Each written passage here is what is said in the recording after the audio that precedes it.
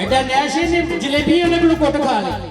ਜਲੇਬੀਆਂ ਵੀ ਕਹਿੰਦਾ ਭਾਜੀ ਕਿੰਨਾ ਅਰਸਾ ਹੋ ਗਿਆ ਤਾਂ ਜਲੇਬੀਆਂ ਕੱਢਦੇ ਆ। ਉਹ ਕਹਿੰਦਾ 10 ਸਾਲ ਤੇ ਕਹਿੰਦਾ ਸਿੱਧੀਆਂ ਫੇਰ ਨਹੀਂ ਨਿਕਲੀਆਂ ਤੇਰੇ ਕੋਲ। ਉਹ ਦੇਖੋ ਮੈਨੂੰ ਆਂਦਾ ਭਾਜੀ ਤੁਸੀਂ ਦੁੱਧ ਦਾ ਕਾਰੋਬਾਰ ਕਰਦੇ। ਮੈਂ ਕਿਹਾ ਆਹੋ।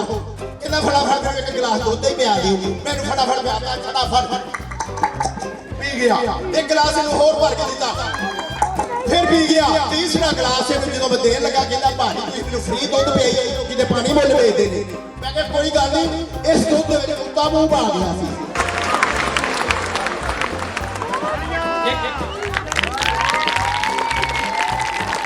ਇਹਨੂੰ ਕਿਸੇ ਨੇ ਪੁੱਛਿਆ ਕਰਮਾ ਚੌਕ ਕਿੱਥੇ? ਅੱਗੋਂ ਕਹਿੰਦਾ ਮੈਂ ਤਾਂ ਸਾਈ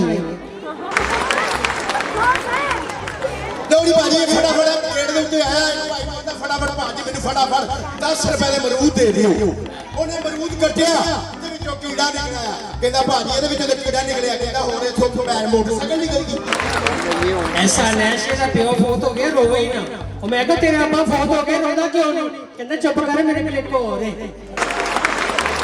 ਐਸਾ ਉਹ ਮੇਰੇ ਸ਼ਾਬਾਸ਼ ਸ਼ਾਬਾਸ਼ ਭਾਜੀ ਇਸੇ ਕੰਮ ਦੇ ਤੁਹਾਨੂੰ ਪੈਸੇ ਮਿਲਦੇ ਨੇ। ਅੱਛਾ ਹੋਊਗਾ ਤੁਹਾਨੂੰ।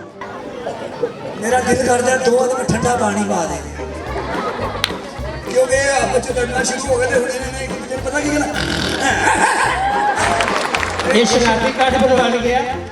ਉਹਨੇ ਕਿਹਾ ਤੇਰੇ ਵਾਲਿਦ ਸਾਹਿਬ ਦਾ ਕੀ ਨਾਮ ਹੈ? ਕਹਿੰਦਾ ਖੋਖਰ ਟੋਲ। ਤੇ ਕਹਿੰਦਾ ਤੇਰੀ ਵਾਲਦਾ ਦਾ ਕੀ ਨਾਮ ਹੈ? ਕਹਿੰਦਾ ਠੋਕਰ ਨਿਆਜ਼ ਬੇਗ। ਇਹ ਠੋਕਰ ਨਿਆਜ਼ ਬੇਗ ਦਾ ਭਾਜੀ ਇਸ ਵਾਸਤੇ ਉਹਦਾ ਨਾਂ ਲੈਣਾ ਬੀਬੀਓ ਭੈਣੋ ਤੇ ਨਿੱਕੇ ਨਿੱਕੇ ਬੱਚੇ ਮਾਸੂਮ ਫੁੱਲ ਵਗਰੇ। ਇਹ ਦੀ ਗੱਲ ਤੇ ਗੁੱਸਾ ਨਹੀਂ ਕਰਨਾ ਕਿਉਂਕਿ ਇਹਨੂੰ ਘਰੋਂ ਰੋਟੀ ਕੋਲ ਵੀ ਜੁੱਤੀਆਂ ਪੈਂਦੀਆਂ।